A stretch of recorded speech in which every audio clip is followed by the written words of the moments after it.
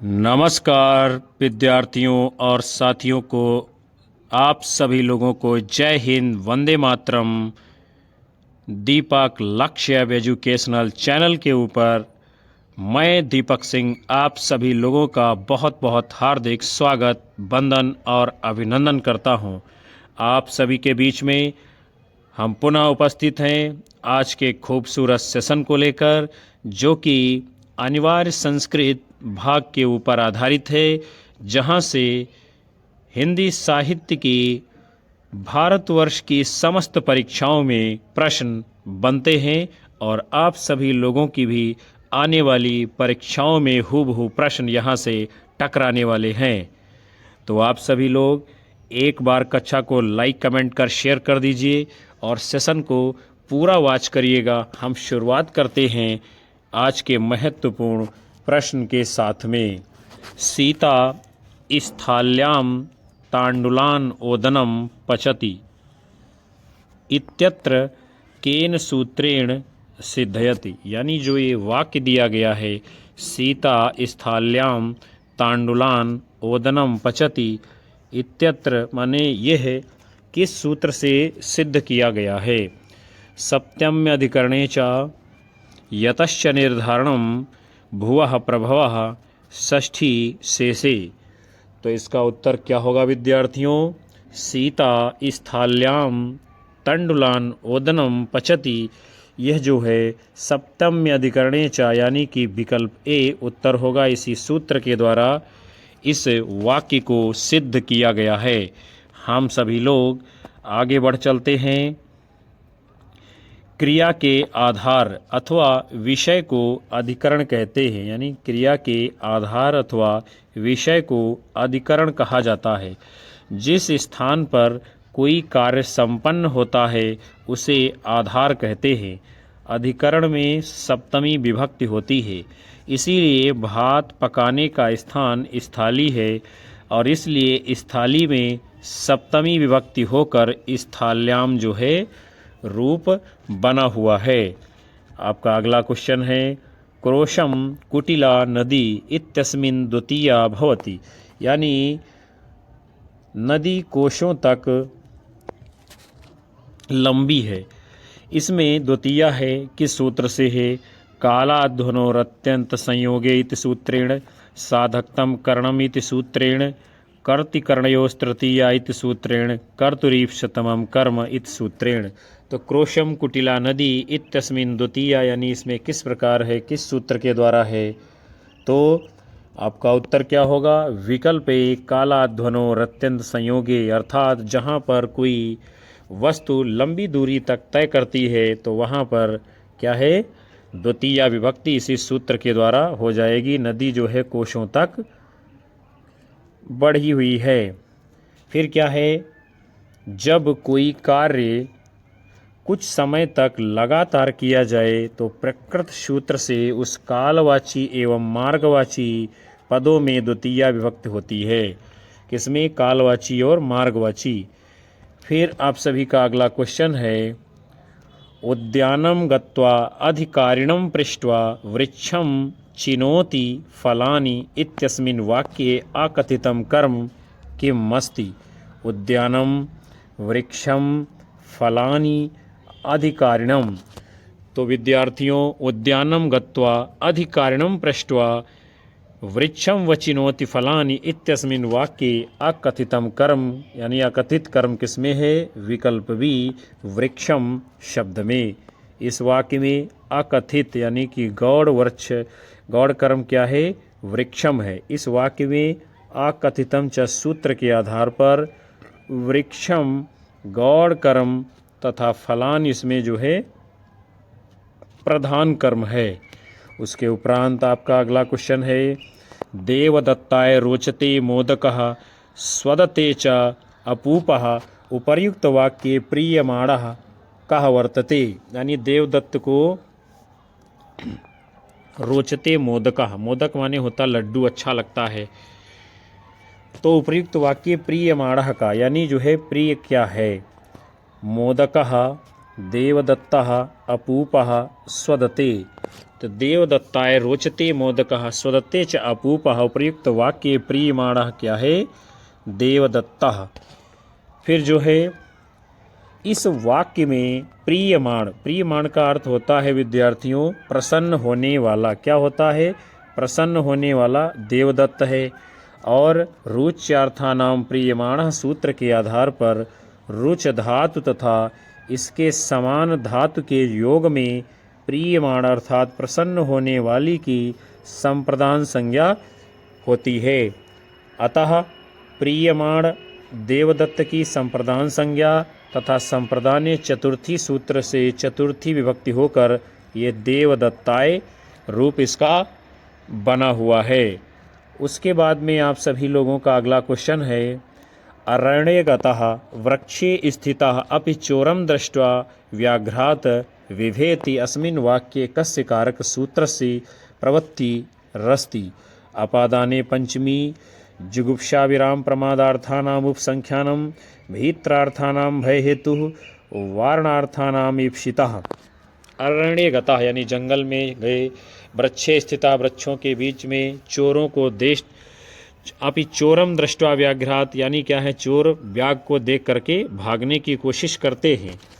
तो इसमें कौन सा सूत्र प्रयोग किया गया है? वो है आपका विकल्प सी, भीत्रार्थानाम भय हेतु। अर्थात क्या है? भय के कारण भागने की कोशिश चोर करते हैं।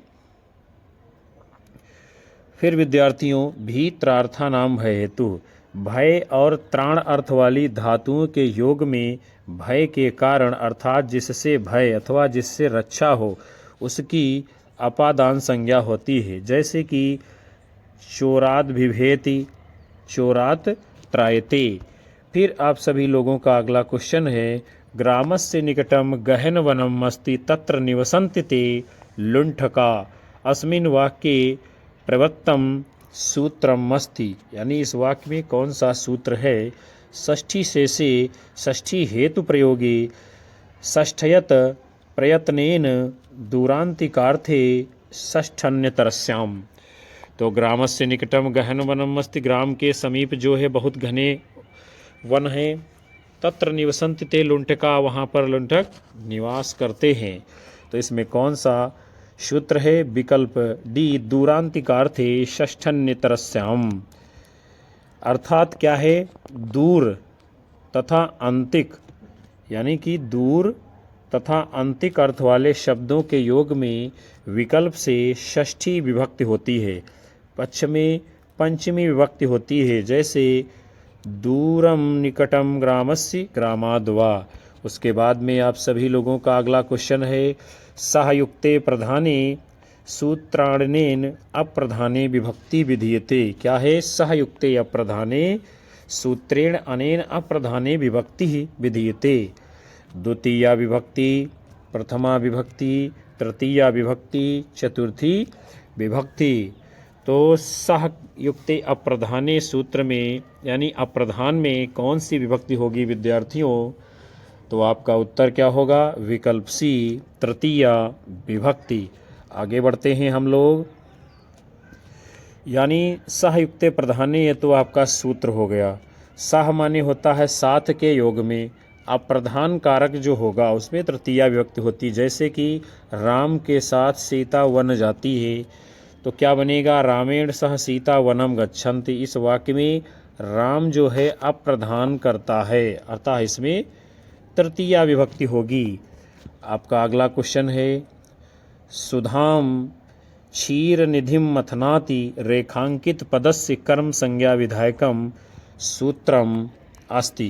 कर्मणि द्वितीया अभिनिवेशस्य अकथितं च उपधन्वांगवशः।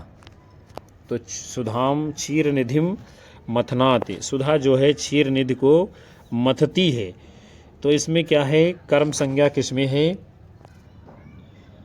तो आप लोगों का उत्तर क्या होगा? किस सूत्र से कर्म संज्ञा है? विकल्प सी, अकथितम च। कर्मणि द्वितीया सूत्र से द्वितीया विभक्ति होकर क्षीर निधिम बना हुआ है। आगे बढ़ेंगे। आपका अगला क्वेश्चन है, ब्रह्मचारी काष्ठपीठे अधिशेते रेखांकित पदस्य शुद्ध रूपम अस्ति। काष्ठपीठेन, काष्ठपीठम, काष्ठपीठाय, काष्ठपीठात। यानी क्या है, ब्रह्मचारी काष्ठपीठे अधिशेते, ब्रह्मचारी काष्ठ माने होता है लकड़ी के पीढ़े पर बैठा है। तो शुद्ध रूप इसका क्या बनेगा, विकल्प भी ब्रह्मचारी काष्ठपीठम अधिशेते। क्योंकि क्या है, कैसे ये बना हुआ है, अधिशींग स्था सा कर्म सूत्र के आधार पर यदि शींग और स्था धातु के पहले अधि उपसर्ग हो तो क्रिया के आधार पर कर्म संज्ञा होती है। आप सभी लोगों का विद्यार्थियों अगला क्वेश्चन है, कर्मणा यम विपरीतितो अस्ति। कर्म, अपादान, संप्रदान, करणम। तो कर्मणा यम विपरीत स संप्रदानम इसका सूत्र है, तो आपका उत्तर क्या होगा, विकल्प सी संप्रदान। अर्थात कर्ता अपनी दान क्रिया के द्वारा जिसको सबसे अधिक संतुष्ट करना चाहता है उसकी संप्रदान संज्ञा होती है। जैसे राजा विप्राय गाम ददाति, राजा ब्राह्मण को गाय देता है। यहाँ राजा अपनी दान क्रिया के द्वारा विप्र यानी ब्राह्मण को संतुष्ट करता है। अतः विप्र की कर्मणा यम विपरीत स संप्रदानम सूत्र से संप्रदान संज्ञा हुई है तथा चतुर्थी संप्रदाने सूत्र से चतुर्थी विभक्ति होकर आपका जो है विप्राय रूप बनेगा। आगे बढ़ते हैं, अगला क्वेश्चन है, उपाधन्वांगवशः सूत्रेण विधीयते। कर्म, अधिकरणम, करणम, संप्रदानम। तो विद्यार्थियों उपान्वध्यांगवशः सूत्रेण किसमें होगा, विकल्प ए कर्म में। कर्म कारक का जो है ये विधान करता है सूत्र आपका, यदि वस धातु के पूर्व में उप, अनु, अधि, आ उपसर्ग हो तो इसके आधार की कर्म संज्ञा होगी। जैसे कि हरि वैकुंठम उपवसति, हरि यानी क्या है, भगवान का स्थान कहाँ है, वैकुंठ में निवास करते हैं। फिर आपका अगला क्वेश्चन है, कारक विभक्तयः यत्र सहजमंतर्भवन्ति तदुच्यते। डुक्रिय, डुदाएं, सुप, तद्धिताः। तो कारक विभक्तयः यत्र सहजम अंतर्भवति तदुच्यते क्या होगा, विकल्प सी सुप प्रत्यय। कारक विभक्तियों का जहाँ पर सहज रूप से अंतर्भाव होता है उसे सुप कहते हैं। और सुप प्रत्यय कितने हैं, 21, जैसे कि सु, औ, जस इत्यादि। इसी प्रकार इसके आगे 21 भेद किए गए हैं। आपका अगला क्वेश्चन है, याच धातोः योगे केवलम कारकम उक्तम एकमेव। यानी याच धातु के योग में एक कारक होता है, कौन सा, अपादान, अधिकरणम, कर्ता, कर्म। तो याच धातु के योग में जो है कौन सा कारक होता है, विकल्प डी आपका कर्म कारक होता है। अकथितम च सूत्र से 16 द्विकर्मक धातुओं के योग में द्वितीया विभक्ति होती है। जैसे कि याच धातु का उदाहरण है, बलिम याचते वसुधाम, यानी राजा बलि ने वसुधा को यानी कि पृथ्वी को मांग लिया गया था। फिर क्या है, यानी राजा बलि से जो है पूरी पृथ्वी को मांग लिया गया था। आपका अगला क्वेश्चन है, क्या है, सह शब्द योगे विभक्तिर भवति। यानी सह शब्द के योग में कौन सी विभक्ति होती है, तृतीया, पंचमी, सप्तमी, द्वितीया। तो सह शब्द के योग में आपकी विकल्पे तृतीया विभक्ति होती है। सह युक्ते अप्रधाने सूत्र से सह के योग में तृतीया विभक्ति होती है। जैसे रामेण सह सीता वनम गच्छति, राम के साथ सीता वन जाती है। इस वाक्य में सह के योग में राम में तृतीया विभक्ति होकर क्या है, रामेण शब्द बना हुआ है। हम सभी लोग विद्यार्थियों अगले क्रम की ओर बढ़ रहे हैं। आपका अगला क्वेश्चन है, गाम दोग्धिपयः वाक्ये गाम प्रयोगाय निर्दिष्टम सूत्रम अस्ति।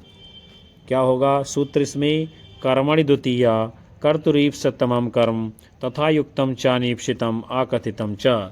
तो गाम दोग्धिपयः वाक्ये गाम प्रयोगाय निर्दिष्टम, यानी कौन सा सूत्र निर्दिष्ट किया गया है, विकल्प डी आकथितम च। आकथितम च। गाम दोग्धिपयः वाक्य में गाम में द्वितीया विभक्ति आकथितम च सूत्र के कारण लगी है।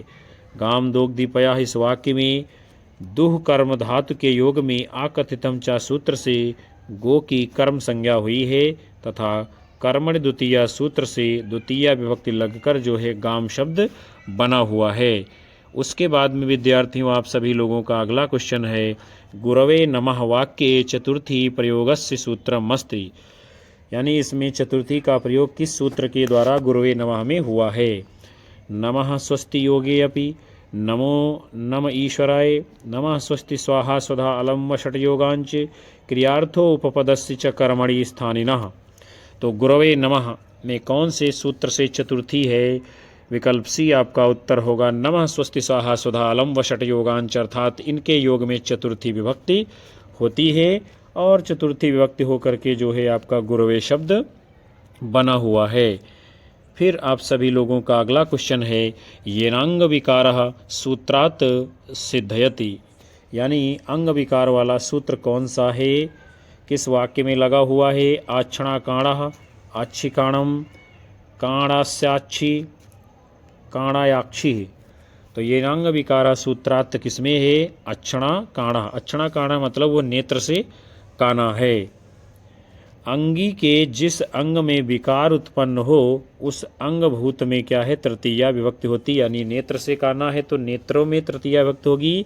जैसे कि उदाहरण है सह पादेन खंजा, वो पैर से लंगड़ा है तो पादेन माने पैर होता है तो पैर में तृतीया विभक्ति है, चूंकि पैर से वो जो है विकृत है, विकलांग है।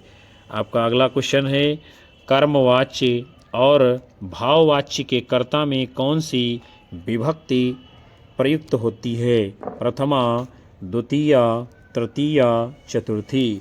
तो कर्मवाच्य और भाववाच्य के कर्ता में आपकी तृतीया विभक्ति प्रयोग की जाती है।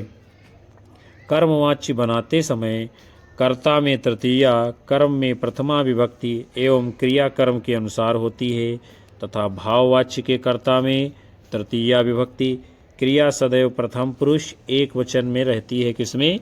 भाववाच्य में। फिर अगले क्रम की ओर बढ़ेंगे।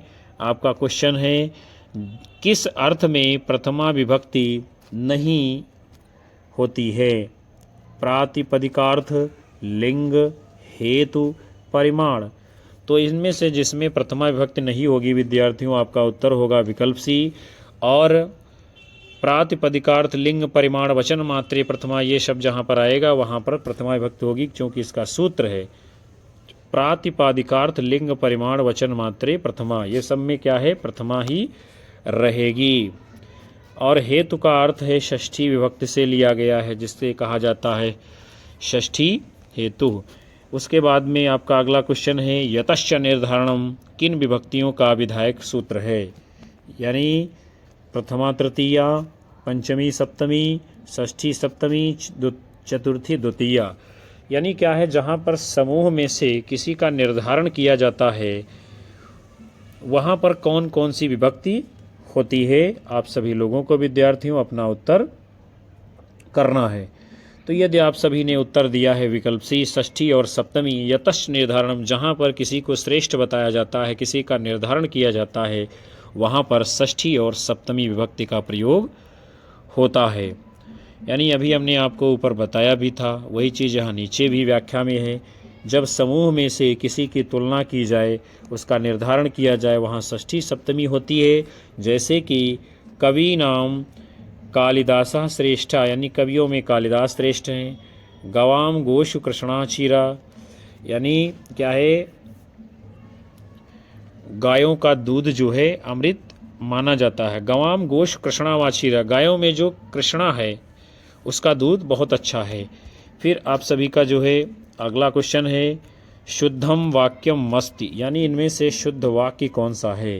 राजकाय वस्त्रम ददाति, रजकम वस्त्रम ददाति, रजके वस्त्रम ददाति, रजकस्य वस्त्रम ददाति। तो इनमें से जो शुद्ध वाक्य है विद्यार्थियों विकल्प डी रजकस्य वस्त्रम ददाति। क्या है इसमें? देने के अर्थ में तीन विभक्तियों का प्रयोग होता है विद्यार्थियों। देने के अर्थ में तीन विभक्तियों का प्रयोग होता है। किसमें किसमें? देकर फिर लिया न जाए तो उसमें कर्मणा यम विपरीत स संप्रदानम से चतुर्थी विभक्ति बनेगी। जैसे कि ब्राह्मणाय गाम ददाति, ब्राह्मण को गाय दी गई लेकिन वापस नहीं ली गई, तो इसमें सूत्र लगा कर्मणाय यम विपरीत स संप्रदानम। कोई वस्तु देकर वापस लिया जाए तो उसमें षष्ठी, जैसे कि रजकस्य वस्त्रम ददाति। दान क्रिया में देने वाले की नियत अशुद्ध हो तो तृतीया विभक्ति लगाते हैं, जैसे दास्या संयक्षते कामुकः। हम सभी लोग अगले क्रम की ओर बढ़ते हैं। आपका क्वेश्चन है क्रियायाः केन साक्षात संबंधो अस्ति, यानी क्रिया का साक्षात संबंध किससे होता है? पदेन, कारकेण, विशेषणेन, निपातेन। तो क्रिया का साक्षात संबंध विद्यार्थियों कारकेण अर्थात कारक से होता है। कहा भी जाता है क्रियान्वयित्वम कारकत्वम, अर्थात क्रिया का जिससे साक्षात संबंध होता है वही कारक कहा जाता है। जैसे रामः रावणं वाणेन लंकायाम हतवान, राम ने रावण की लंका को बाणों से खत्म कर दिया, समाप्त कर दिया। फिर आपका अगला क्वेश्चन है परिमाण मात्रे प्रथमे अस्ति अस्य उदाहरणम अस्ति, यानी परिमाण में प्रथमा होती है उसका उदाहरण इसमें कौन सा है? चितो व्रीहि, धृतो व्रीहि, बहु व्रीहि, द्रोणो व्रीहि। तो परिमाण मात्रे प्रथमे अस्ति अस्य उदाहरणो, इसका उदाहरण कौन सा है? विकल्प डी द्रोणो व्रीहि। प्रातिपदिकार्थ लिंग परिमाण वचन मात्रे प्रथमा, अर्थात प्रातिपदिकार्थ मात्र, लिंग मात्र, परिमाण मात्र, वचन मात्र में जो है हमेशा प्रथमा विभक्ति का ही प्रयोग किया जाता है। उसके बाद में आप लोगों का अगला क्वेश्चन है इत्थम भूत लक्षणे इत सूत्रेण का विभक्ति है? प्रथमा, तृतीया, द्वितीया, चतुर्थी। तो इत्थम भूत लक्षणे इत सूत्रेण कौन सी विभक्ति होगी? विकल्प बी तृतीया विभक्ति। जब कोई विशेष चिन्ह से पहचाना जाता है तो उस चिन्ह में तृतीया विभक्ति होती है। जैसे जटाभि तापसः, जटाओं से तपस्वी व्यक्ति की पहचान है। पुस्तकेन छात्रः, पुस्तकों से छात्र की पहचान हो रही है।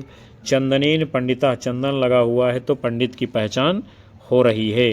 तो यहाँ पर क्या है? कोई विशेष चिन्ह के द्वारा पहचान हो रही है, इसलिए इत्थम भूत लक्षणे सूत्र से तृतीया विभक्ति होगी। आपका अगला क्वेश्चन है कर्ते के साथ विभक्ति प्रयुक्त होती है? द्वितीया, तृतीया, चतुर्थी, षष्ठी।